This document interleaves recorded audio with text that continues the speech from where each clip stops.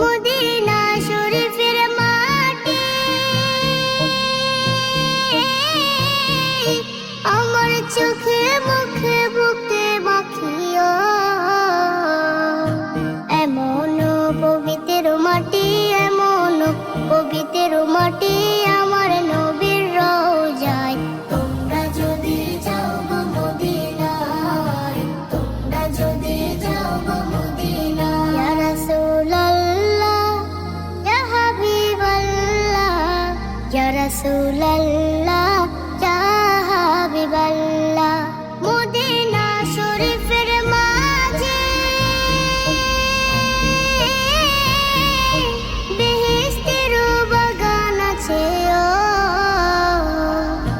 সেই বাগানে শুয়ে আছেন, সেই বাগানে শুয়ে আছেন প্যারা নবী মুস্তাফা।